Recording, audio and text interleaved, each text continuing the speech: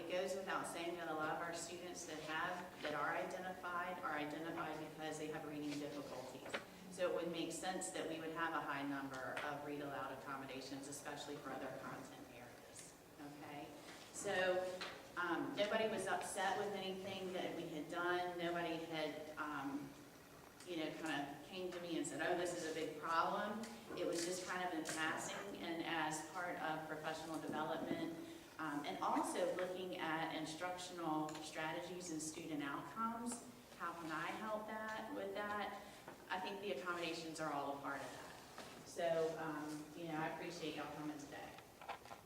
So today's objective will be to learn how to select, administer, and evaluate accommodations so that we improve instructional practices and student outcomes, because that's what the bottom line is.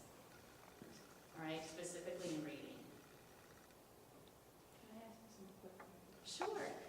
Because I know probably all those things. So we're talking about student outcomes today. Are we looking at SOL test outcomes, or are we looking at actual? That's the ultimate goal. Okay, so the ultimate goal is our. So we're not focusing on where kids really need to grow, more on them passing SOL tests? Well, no, we're looking at both of them. Okay, so the goal. You're right. It's two different things, but hopefully we will find a way to meld it together. So we're looking at instructional practices, what kids need through accommodations to help us with instructional practices, which will hopefully ultimately make a difference in our SOL scores. Okay, so I know what we do in the classroom day to day isn't what we necessarily do on SOL testing, but I think it's important that we start now to start to prepare our kids for SOL testing and take a look at these accommodations and look at how it can drive instruction. Okay? So, all right, so this was the information that Nicole had sent out yesterday with regards to the different accommodations. And I think this is a very helpful document. You've all seen it. But I think it's very helpful when we write IEPs because, excuse me, Judy, because it gives us, we can kind of think about our students, and if accommodations aren't readily coming to mind, then we have the different types of accommodations that are commonly used with some additional explanation as far as what type of student might benefit from these particular accommodations. So we have setting accommodations, timing and scheduling accommodations, presentation accommodations, and response accommodations. One of the questions that I had recently in an IEP meeting, if you look at just the second page, and I think it was you, Jen, we talked about last year how they allowed, where it says specific verbal prompts. Last year, it was now allowable for the teacher to prompt a student.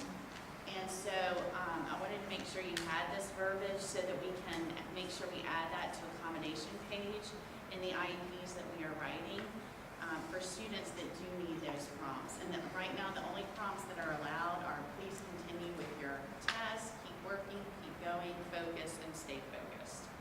Okay, but I know that was one question. So I thought this would be beneficial for everyone. Take a look. And when we write it, can we just include all of those words? Absolutely. Yes.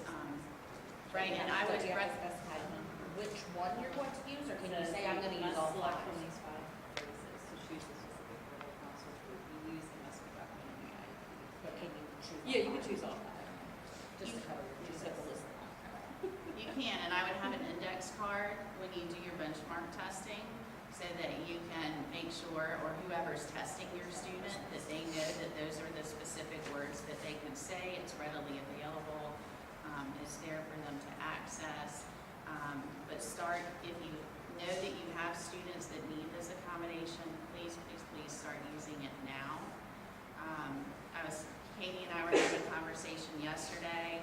I don't think a lot of the general ed classrooms had benchmark testing for the first 9 weeks. So somehow, some way, and we'll talk about this more at the end of our session today, we need to make sure that, we can look at, well, if they're not testing in the general education classroom, what kinds of things can we develop to give our kids some additional practice with that?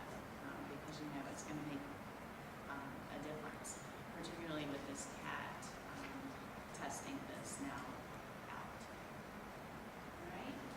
So just kind of a ha-ha, which I know everybody can appreciate, offering differentiated instruction, including appropriate accommodations based on a student's ability level, is simply good instructional practice. And it says standardized testing is one thing, but standardized recess. And I know we kind of feel like we're all going to that one-size-fits-all model, and it doesn't. That it doesn't. So keep that in mind. All right, you know this. Whatever kind of instructional accommodations we have, they have to equal what is utilized for assessments. Okay, they have to be equal. Accommodations must be listed in the IEP. Ms. Boone sent out an email yesterday with a Google Doc for you guys to start. If you didn't get it, Jen, let me know and I'll forward it to you. So that you could start typing in your students' names and what particular accommodations they might need, so that she can start making up a testing schedule, and we can utilize that for benchmark testing. Okay, because right now it's going to be important to know how many students are going to need one-on-one testing, how many students are going to need small group, so we can pull the resources together. You don't? Okay, maybe she sent it to me. But me? Oh, but you. Oh, my goodness. Okay. All right, I'm sorry. Are you forwarding that to her? Thank you so much.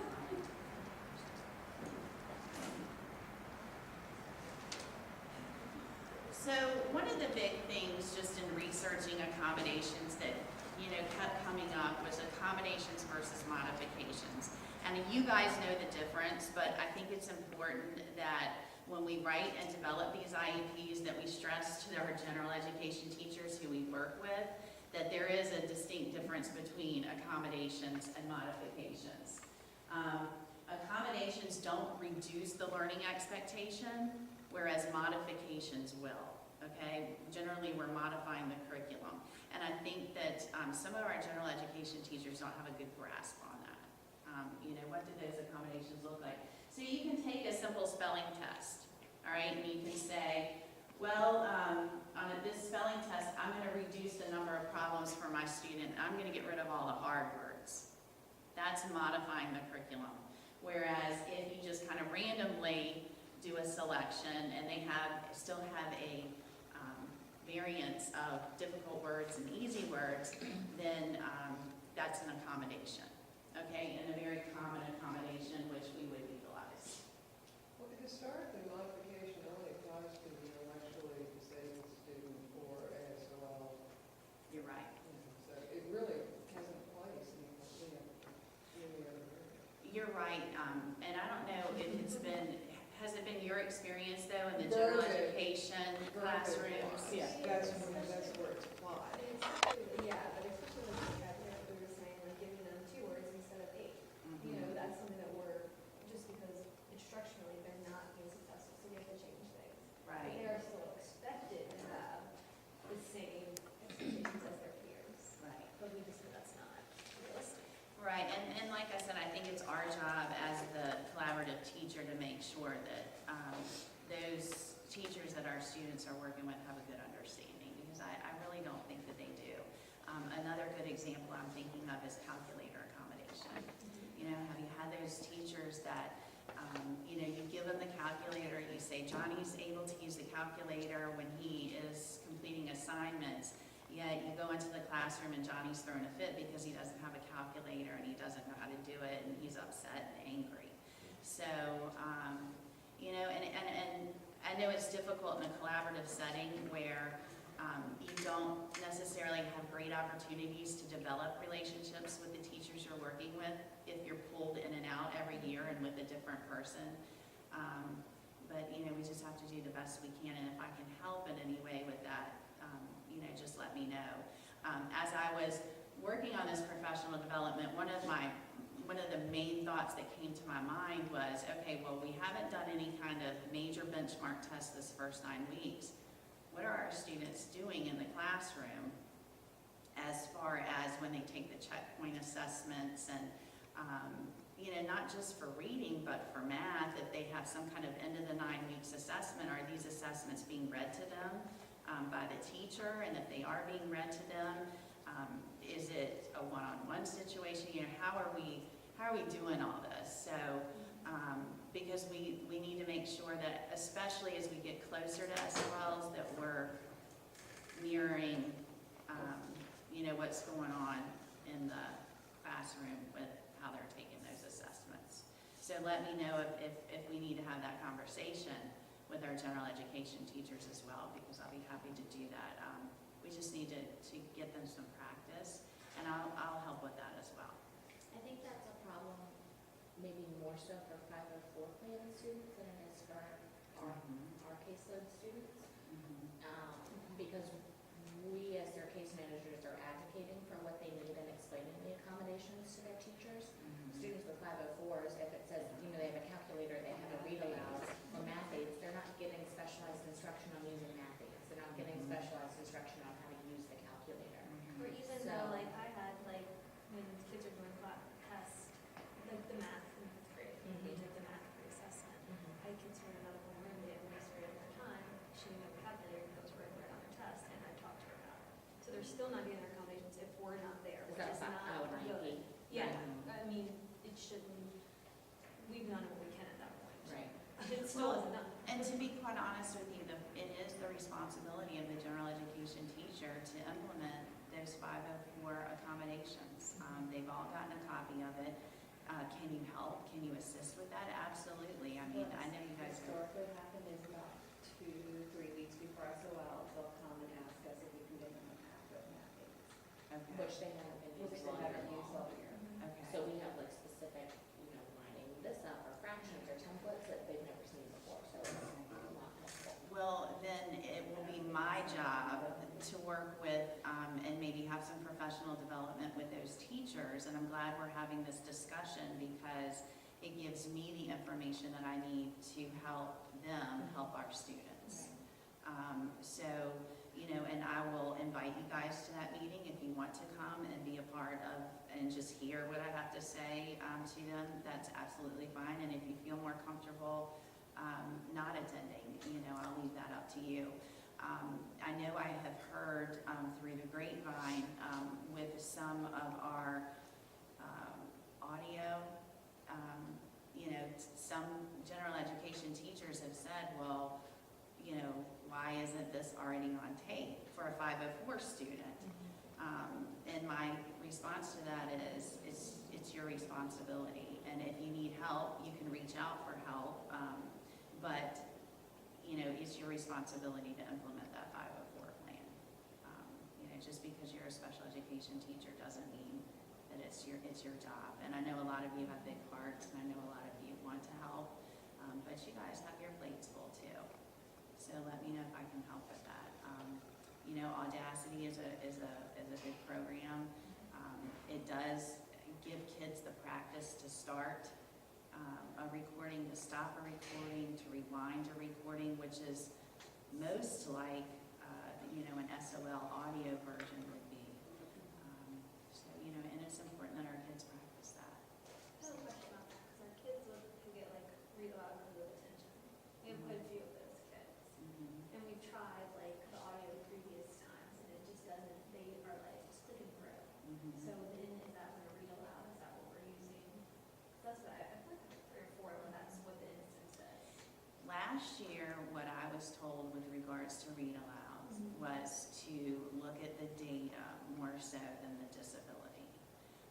And you are going to have the best information for your student, and again, it's not one size fits all. So last year what we did was we looked at DRA level, we looked at benchmark assessments, checkpoint assessments, testing environment, what accommodations they were being provided with, and if they were successful with that, then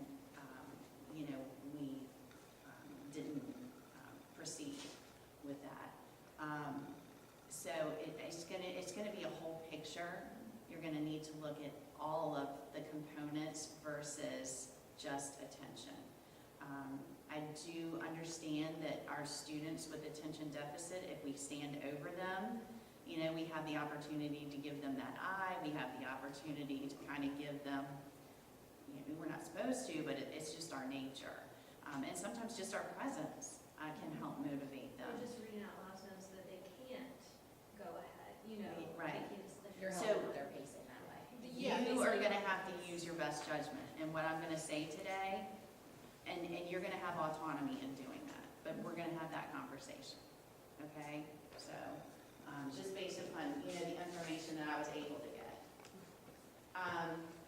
So data collection should support the continuation of an accommodation, the discontinuation of an accommodation, or do we need to change it? So, again, Molly, you know, you have that student with the ADHD, your data collection, based upon SOL scores, how they're testing in the classroom, that's going to drive that accommodation, and ultimately, you know, student outcomes, all right? But we do have to be cautious. We can't just say, well, we've always given ADHD students that accommodation. You know, because what could happen is if, you know, Office of Compliance comes in and audits us, then we could be subject to years of them popping in on a regular, daily, unannounced basis and have to explain everything that we're doing. And to be quite honest with you, I think that county-wide, they need to look at accommodations, they need to look at criteria, because we've all had this discussion, it's very subjective. A lot of these components are very subjective. So as long as you can back your reasoning by data, then you should be fine. Okay? All right, so let's start off with the read aloud reading accommodation for reading. Ms. Weeks and I had recently attended a coordinators meeting, and they changed the criteria for a student to qualify for a read aloud reading test. No longer are we using the Woodcock-Johnson as an instrument to determine that. So last year, year before, we probably had students qualify because they met the criteria with the Woodcock-Johnson, but not the DRA. Now it's gonna, in elementary school, is solely based upon DRA level. Okay, so if a student is at a DRA level 12 or below, then that student would qualify, and that is a DRA level 12 or below for the year, for the 9 weeks previous to testing. Okay, so like one little girl will look, I think, is it Liliana's in 12? So, you know, we'll have to do a close monitor and, Well, and then is it because of decoding or is it because of fluency? Because she's a 12 12 because of she's a 12 because of fluency, not Okay. because of decoding. okay, which this is a significant decoding. But she can decode, she can pass the decoding on like a 16, 18. Okay, So, They're at 0 level 12, so if they can't pass a 14 no matter what, I would assume that's what this means. Because then Jalen Ford can decode higher, but he can't, he passed an 8 for comprehension. Well, if that's what the rule is, that they are at 12 or below, it shouldn't matter. but the state rule is that they can decode. Yeah, I know. But if what is our level, They can our comprehend. measure of decoding?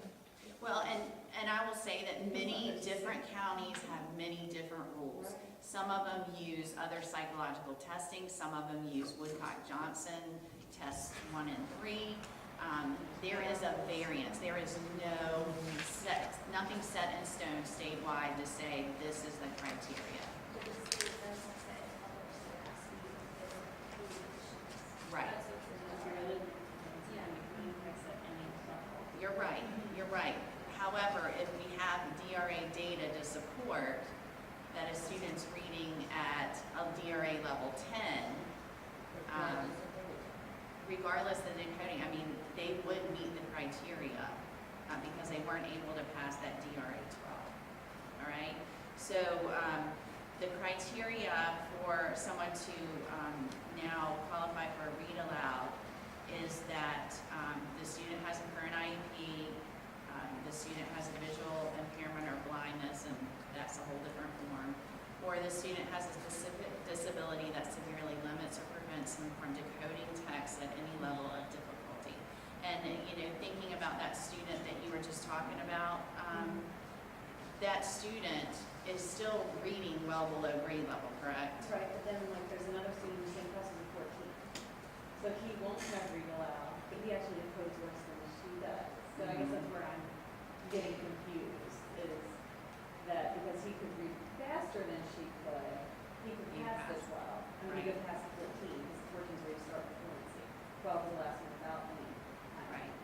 And so she actually is a stronger reader than he is, but he won't have read aloud because he can read fast. And I think that's the nature of the beast with what we have with our DRA assessment. It's a poor assessment of our students, The whole point of being able to read is being able to understand. Right. So use your best judgment as far as, Well, I just don't want Kathy Beasley coming Right. in and yelling at everybody.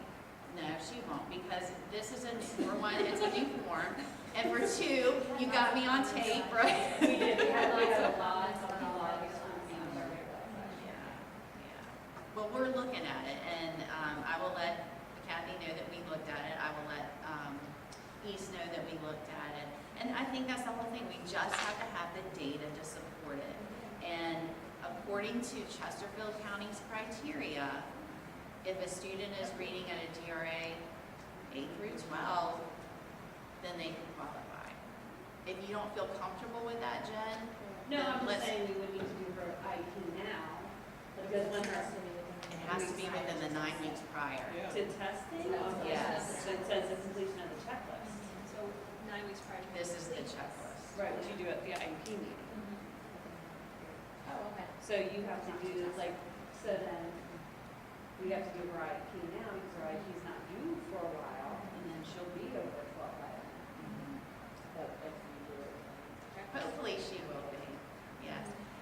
Right, to do it now. And they did mention if the GRA assessment needs to be completed outside of the normal testing window, it's absolutely fine to do so. Okay? But it has to be completed the 9 weeks prior to. So Emma's got to have another opinion. She will, because she's due, right? No, we've rewritten her IEP. So we're going to rewrite. We would do an amendment, yes. Because currently, I did look at her, she does not have a current read aloud accommodation. Okay. So the next part of this is that we also have to complete the reading intervention plan, which is this other part that goes with it. So again, this is that piece, Jim, that I was talking about to drive student instruction. We've done it a Yeah. million times. I had never seen this Oh, document really? before, yes. And then it comes. So, although we didn't have a lot of reading. Nobody responds. So- Just to back up to this, when you complete it, you're gonna give me a copy, and then you are also going to, I'll make a copy and then I'll send it to Kathy Beasley, okay? So what we were gonna do is I was gonna give you some time to think about your students that are reading at a DRA level 12 or below. This is information based upon Ms. Coates. Okay. I thought so. There were, these were the kids that were listed from the current DRA data from Sandra. Okay, so I think originally I had heard 2 or 3, but it looks like we have what, 1, 2, 3, 4, 5? Like an age not gonna be above. Is that what you're thinking about? Well, Unless she's in there. Well, that's why I want Yeah. clarification about the fluency, because, and same with you with Jalen, because his isn't decoding, so that's muddy the water. Well, does it come It down to, is. is it better for the kid to have them read it or for us to read it? I think, Do you know what I mean? with Jalen, you would have a better chance if it was read to him. At least then he would be hearing the words. Well, as far as the kid too, like, is it, if we can qualify him and he needs it, then he needs it, 'cause he's just the right level to where he's on a 10. Sure. It's not gonna be actually, that's high. Yeah. For And- comprehension. Katie, I would tell you, he would qualify based upon the checklist. Right, so then we might as well qualify him if he can qualify and give him a better shot even if it's not a pass. And we know we know that nothing's perfect because there is so much subjectivity. I mean, look at how we deem the fairness of SOLs with our students with disabilities, Right. you know? There are a lot of things that need to be reformed, there's a lot of things that need to be changed, but until, I guess, lawmakers stop making these laws and let educators do it, it's gonna be a continuing battle, okay? So, does this seem like the exhaustive list? Do I have everybody listed? And again, Liliana, being a DRA level 12, if she progresses and exceeds that level. Adriana's a 10. I don't know if I can cut it. That's okay, I'm just so you know. Okay, so we'll put that in. All right? So be thinking about that and, you know, what they're getting in shared reading, guided reading, specialized instruction, word study, and writing, what their IEP goals and objectives are. And these are students that, too, at the end of our discussion, we might want to look at, you know, how maybe can I help with these students? So I know y'all have had that conversation at the top. All right, so like I said, I was gonna have you just work individually just to give you a few minutes because I know time is precious and trying to take this back to your room and find time to fill it out is a daunting task. But if you don't mind, for sake of time, I'm going to keep rolling because I really would like for us to focus more of our time, since y'all have taken the time to meet and look at what students might need some additional help and how we can work that in. I think that that would be more beneficial at this point in time. Okay?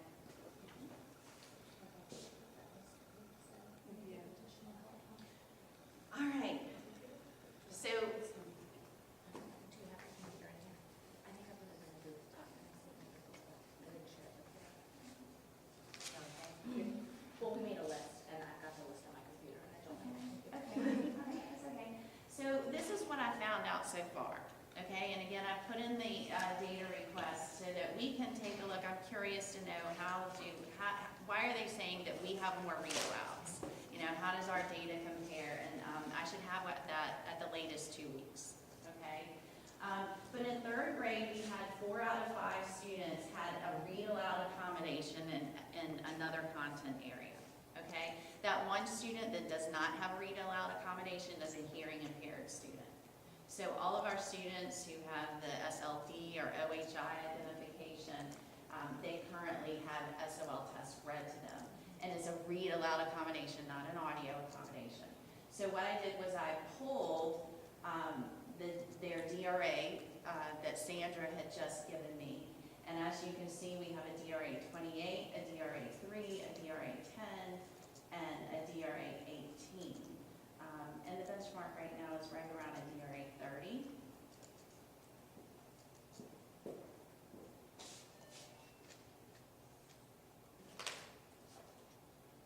All right, so let's go back to this. Any observations just from that data? Julius is close to the benchmark, but his is more for not doing anything if you don't read it to him. Motivation. Yes, very much so, because I've tried autism, Yeah. because I've tried to let him in math, sit there and not read it, because it's math. Mhm. Sometimes you don't have to read things, you won't do it, so then. Would he be a student that we could try Audacity with? I'm not sure that he would do it. I mean, that's I still know- that I met self-directed him. learning. Yeah. I don't think that that's a skill that he has. And it's avoidance of failure is what I see more with him. He thinks he's not good at it, so he's not gonna do it. So my just ideas and suggestions, and you know this child a lot better than I do, you know, perhaps thinking about an audio version, perhaps putting some rewards behind that, because it will free up some of the staff members. Because with this CAT testing, I'm really thinking that we're gonna have a lot of one-on-one testing, because with the CAT testing, all of the read-alouds have to be one-on-one, okay? And there is an audio, at least that's what Ms. Boone told me yesterday, I went and checked. But, you know, and now's the time to practice.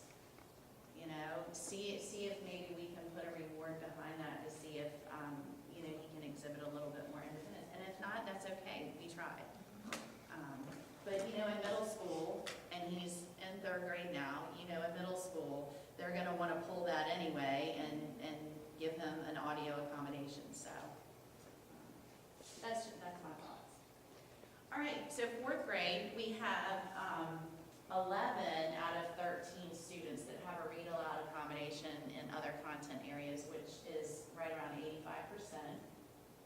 The benchmark right now is a 40 instructional. Okay, so we have anywhere from a DRA 3 to a DRA 40. Right, and again, looking at those observations, you know, we would definitely, Emma, or Miss Emma, she would qualify for read aloud reading, and read aloud in other content areas. It's Julian, right? Julian, he's a DRA 14, so, you know, I think the data would support that he would definitely need a read aloud. What about Keen? She gets it only in math Okay. for, that's where she gets services in. It's for more of the motivation and anxiety, because once again, last year when we would let her read her own test, she did complete it all. Really? Yeah. Yeah, in reading and in science and social studies, she does it, but she doesn't have math anxiety. So, I mean, I'm willing to try not doing the end, but you're in there, you work with her. Yeah, you know, and maybe she's one that, like, now's the time. Maybe we could try an audio with her. Maybe we could put some rewards behind it, you know, to help her get to where she needs to be. Jackson, we just discontinued his services. Oh, okay, I'm sorry. Okay. I was thinking Jackson Peters. Hayden has made great growth, so we'll be taking him away from it too.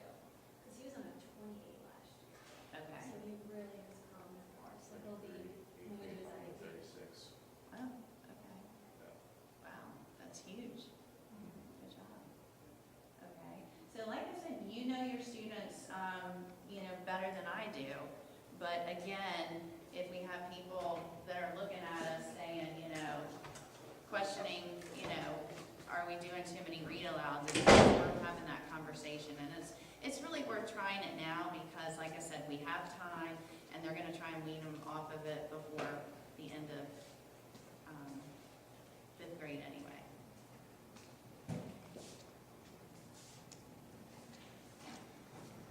All right, we did not have these two students on the list for read aloud. One of them is a new student, Mullen. He's listed at DRA 34. So kind of the opposite thought I had, you know, particularly him who has significantly high levels of concentration. I look at sometimes with math and sometimes I don't. So I don't know if he has science and social studies or not. It kind of depends on the scale of his day, honestly. Okay, yeah. Is there any way You he just can never know. He can read it, and he can probably read it. Because you just tested him. Really? You tested Landon. What did you say he was? He tested at 40. Yeah, so he tested, yeah. Okay. So he stood on his IEP when he came, it was a 20. But you can't So there's obviously some motivational and behavioral. Yeah, so it depends on the day. And, you know, one of the other considerations with accommodations is that we don't have to read the whole test to a student, we can just read words to them. But again, that puts us back into a one-on-one situation, which, you know, takes many resources to fulfill. But if that's what our students need, you know, we need to look at doing that. So Landon might be one, I don't know, you know, maybe we need to look at an amendment. And I think you're right. So have that conversation, and, you know, he might be one, he likes little trinkets, although I know the parent has kind of limited us with that, but he might work well. All right, and then our huge group. Our huge group is fifth grade, thank you. And in fifth grade, we have 17 out of 19 that have the read aloud or audio accommodation in other content areas, which is 89%. Okay? The current benchmark is a 40 independent. And as you can see, when I look up there, I see a lot of 40s. I see some 50s up there. And this may be, I've been staring y'all through things up.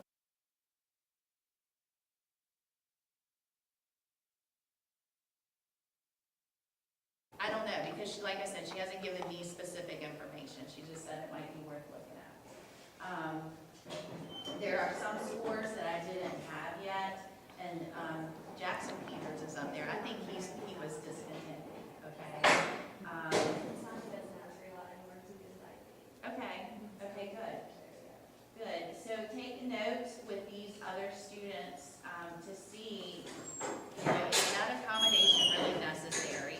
Because if somebody comes in and audits us, we're gonna have to provide them with the data to say, yes, they need it and this is why.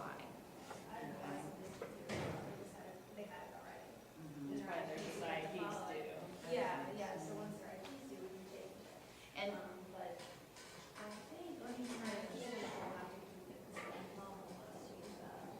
if you look, I think that 9 of those students, actually it said read aloud, but then we had 8 of those students that it said read aloud or audio. Yeah. And I think we're gonna need to pinpoint it down, because we can't just find the SOL. We need to say, let's do audio. So I think it needs to be either or, and it needs to be whatever's been practiced in the classroom. So here's the question, so we're not doing, what's the rule with, so these kids, in math, honestly, I'm gonna tell you, I let them work on it, I say, ready, ready, for me to read some more, so we have 10 kids that can read aloud, we're not gonna sit there and make it up. So what's the rule with, that's my data, they don't need it, right, but technically their IP says they're supposed to have it, so how do you handle that? How do you track things when their IP says one thing? I would call the parent, And just let them. and I would keep it in their IEP. I would call the parent and say, I really feel like they're capable, but we won't know until we do some data collection. I don't think it's necessary to amend yet because, you know, I don't want to do the paperwork and find out that the data doesn't support the need for it, but if you're okay with it. And I would also tell the parent that if I let them read it on their own and they're not very successful, I would give them another opportunity with the read aloud. So that way they know that that is there. So, and I want you, right. And I'm happy to help with, if you can give it to me at least a day in advance, I'm happy to put some of these things on Audacity for you. You know, so that general ed teachers. And I think I've mentioned it to them too, in advance.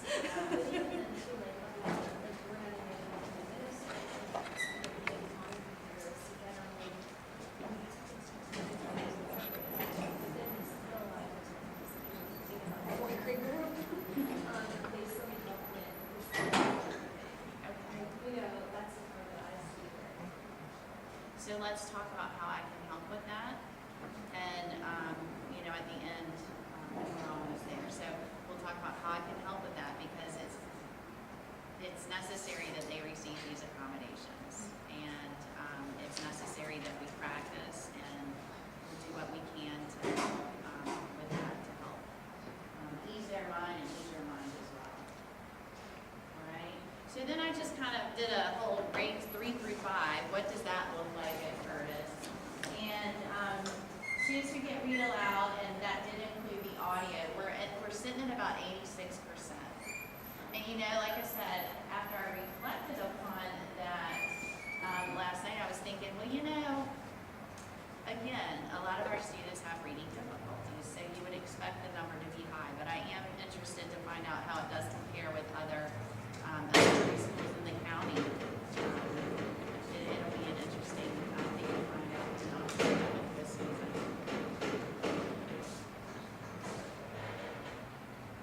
All right, so what now? I want you to consider your students' CRA level, their checkpoint grades. Do y'all have access to that? Do the general education teachers let you have those tests that they've taken so you can make copies and keep them, or?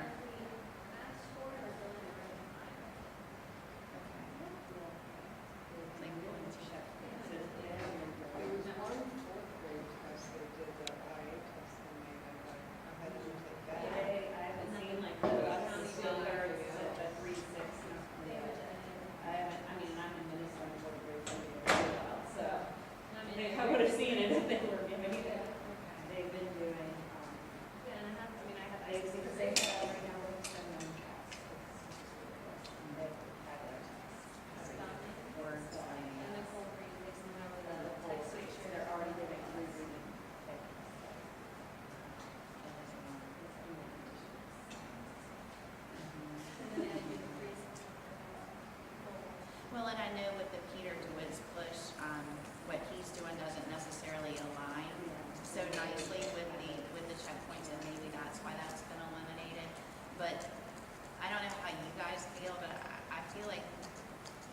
want to know what strands my students are struggling with so that in small group, you know, we can help them. And I think we just said, let's help those because they're not following, pacing, and showing preference instead of the education. Right. Maybe we're gonna start doing like Which- this 90s because they were That's what I'm covered, thinking, like, right. and maybe it's gonna come out and watch. Right. They usually are very, Yeah. do all that. Mhm. So what I want you to do is just based upon, and I made a copy so that you have, just take just a few minutes and jot down your thoughts on these third, fourth, and fifth graders, and anyone that you think that we might could do something different. And don't do it just to be saying, well, you know, Miss Shelly says that I need to reduce the number of read alouds. I want you to have a reason, okay? If you know that your data that you have could support the need for that accommodation, then by all means, continue it. But if you don't have the data from the general education teacher or from yourself, you know, circle their names and then, you know, let's further investigate and have a little bit more of a conversation about what we can do to help with that. And I'd be more than happy to make phone calls for you and say, hey, you know, this is what we would like to try for a period of time. Are you okay with it? I'd be more than happy to do that. And Molly, are you Mullins? Casey? Okay. Yes. So what are your thoughts as far as? I think that you can get, for sure, just with a little prompting, just, you know, like, let's focus on your work. With a little prompting, we can definitely read it yourself. It's the right setting, as long as he's, well, that's not vacation. Yeah, that's a big piece, Like, isn't it? Oh, that's good. Yes. I think he's one of those students that are just kind of starving for attention. Yes, absolutely. Alright. Okay, so if you have anything further with those individuals, just let me know and we can meet one-on-one. You know, another thing, and I know Molly and we met and talked about some students in math who weren't passing. You know, I need to do that with all of you with reading, writing, and math, so that we can figure out what to do. And, my focus today was going to be on them, and I was having trouble finding the data that I needed to help support implementing instructional strategies. So the more data we get, and I'll have that conversation with the general education teachers, that maybe we can, you know, look at that. And that's going to be the next step. Developing a data-driven plan to improve student outcomes. Again, we need to make sure that they have opportunity to practice on the computer. And goodness gracious, I know y'all go to BDOE, and there's only one like audio test for each content area. They get so tired of hearing that same test over and over. But it does give them the ability to navigate with the tools and kind of get it out of their system, that they have to highlight everything and draw pictures. They're good about doing that in computer too, like Okay. she'll start doing that closer to come to time. That's good. Yeah, they do a lot of practice with that. Okay, all right. There's a new email that just came out about SOL TestNav 8 training. Their new tool, so they're setting it up now to try to get the kids in. Right, which that would be different. So we need to reflect upon our instructional strategies and practices that we use during shared reading and guided reading. And I think we just need to be a little bit more cohesive, you know, with our collaborative partners, and I'll help work on that with some professional development. Okay, does anybody at this point in time have any suggestions or thoughts about reading? I know you mentioned attention and behavior, which are huge components. My thing is too, is in here that like 70 plus skills on 28 should be on 40. And our teachers that he's gonna pass this well in the spring. Right. And if that's what we're talking about, it's not really realistic, you know? And that's, I guess, where I get frustrated, because we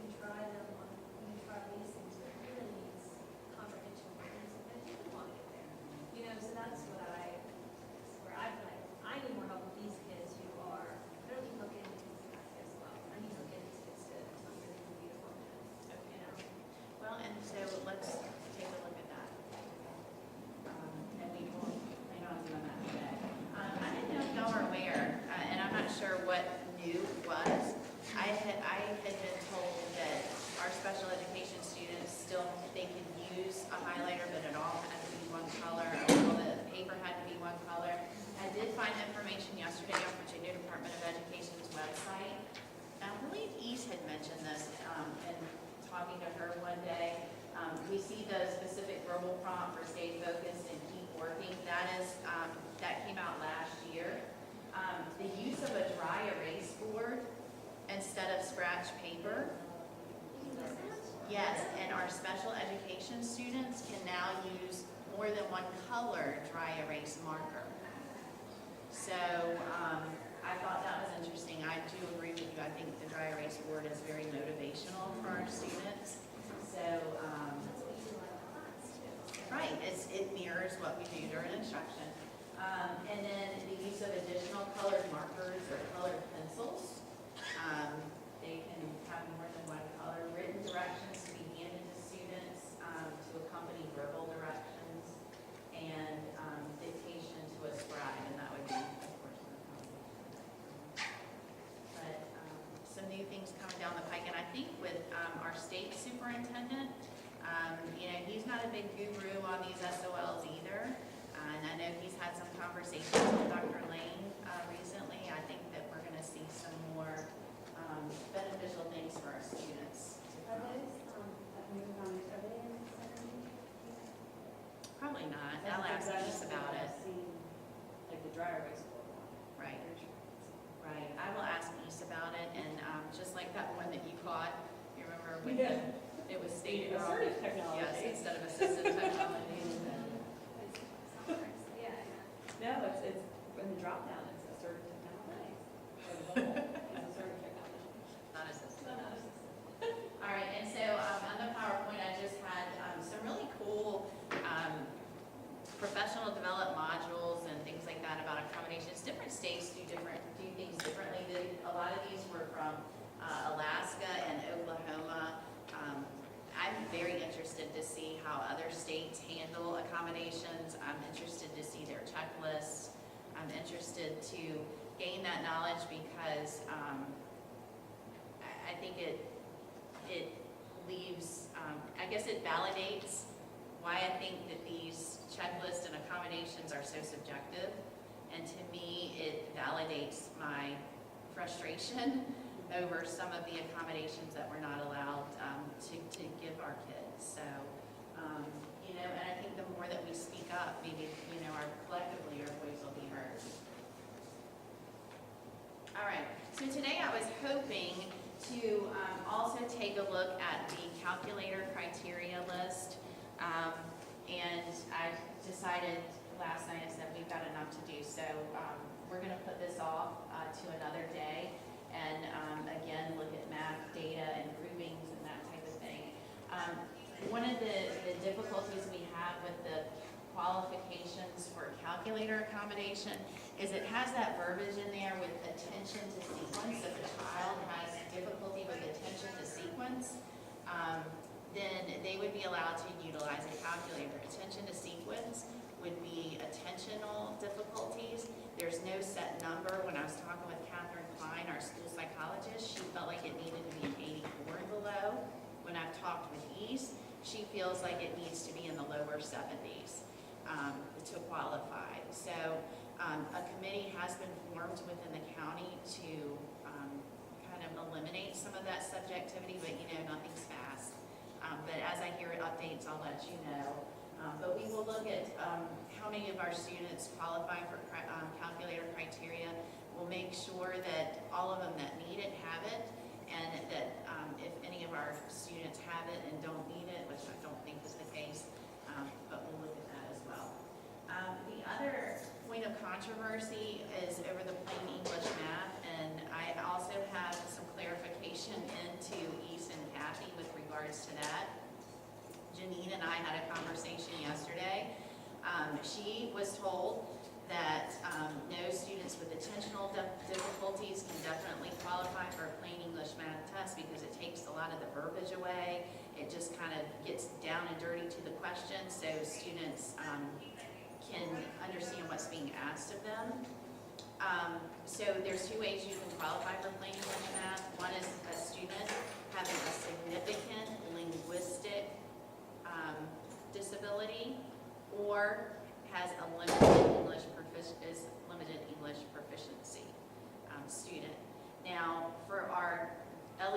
students, they are only allowed to take this test for 3 consecutive years. Which leads me to believe if we have students who have disabilities that take it for 4 to 5 to 6 years, is that still okay? Now, according to Virginia Department of Education, it is. But then you have to look up what is a significant linguistic disability. And a significant linguistic disability would be students that don't understand language, which relates back to that limited English proficiency. So my best advice at this point in time would be, if you have a student that has speech goals, speech concerns, or receptive and expressive language, then plain English math we would have the data to support that. If we have a student who doesn't have speech or receive speech as a related service, then we might want to look a little bit closer at that type of test. The other part of the plain English math is that since schools have been utilizing that test, the test results are no better than students taking the regular test. So, we really haven't seen for our students with attentional difficulties that has helped them in any significant way, maybe 1 or 2. But we're going to get some clarification and look at that as well. Okay, because again, we want to make sure that we're compliant.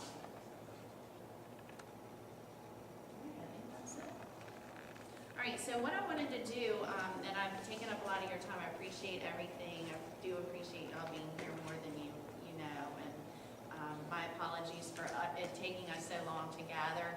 We will plan on meeting again that next early release day, unless it's taken from us again. And I will send out in emails any updates that I receive from coordinators meetings. But I know that y'all had met and had talked about students that you feel like need additional support, or students that didn't necessarily fit into a group, students that might need practice with their accommodations. And I felt like the best way for me to help with that would be to schedule them into my calendar every day. And as I thought about it, I was talking to Jen yesterday, I was like, well, it kind of stinks that we have child study on Thursday and Tuesday's IEP day, because if you took your student Tuesday, Thursday, it's not a cohesive lesson unless it's, you know what I'm saying? So if you think about my availability on Monday, Wednesday, and Friday, I'm willing to help out at any time with instructional strategies, getting students used to practicing with their accommodations, anything that I can help you with. If it's Emma just doing sight words, if it's Aaron because he's not fitting into a group. So I started to make a grid, and then I was like, well, I can't make a grid with times because I don't know what time, how it's broken down. I know, Ian, there was a point in time where you had a ton of students at one point in time and you didn't have enough human bodies in there to help you. So if that's still the case, give me that time and I can come in there and help you out. Okay? So do y'all want to start compiling a list? Shots might get around the case.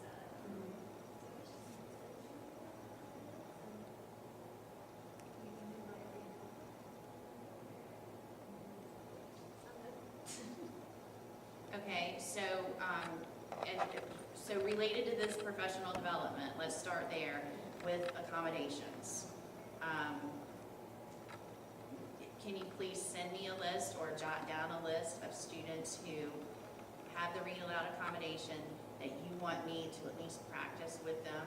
We can start there. Practice read aloud? Practice the an Audio, audio okay. version, or I can practice a read aloud with them. Okay.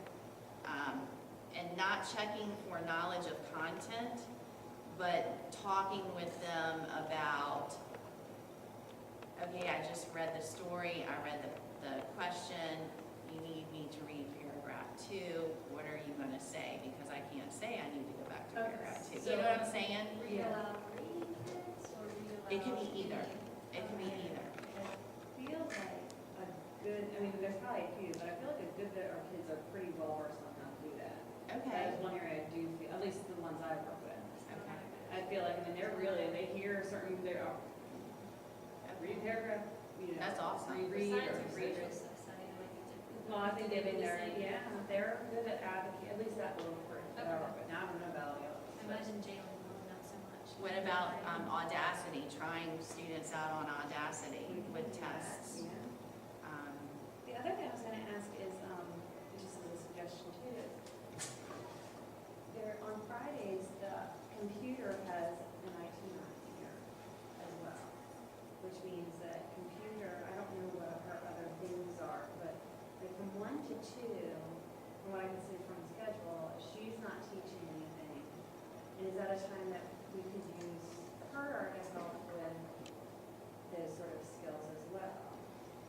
Gosh, like fourth grade That's- science, social And that's also when studies. third grade has Friday reading. I mean, it's a really good time to, not the fifth grade because they're at lunch and recess, but everybody, some of the other grades would be a good time to help even just how to use, like, what I'm finding like with the third graders is it's like the basic key, like, Like taking in, logging on, yeah, like how to shift, how to, you know, like kind of the basic kind of computer. Once they're, yeah, just kind of the basic, how to use a computer.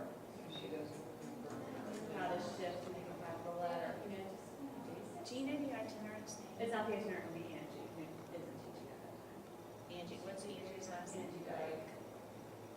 And I don't know, maybe she has other things that she has to do at the time. I don't know what her schedules are, but just a thought. Always willing to. She is, she is. I think that's a great use of resources and And that's what idea. we're doing too, is like with resources in general, is the days that they have itinerants, they have, I mean, you start recording. But they have a large chunk of their day that they are not with students. Why could it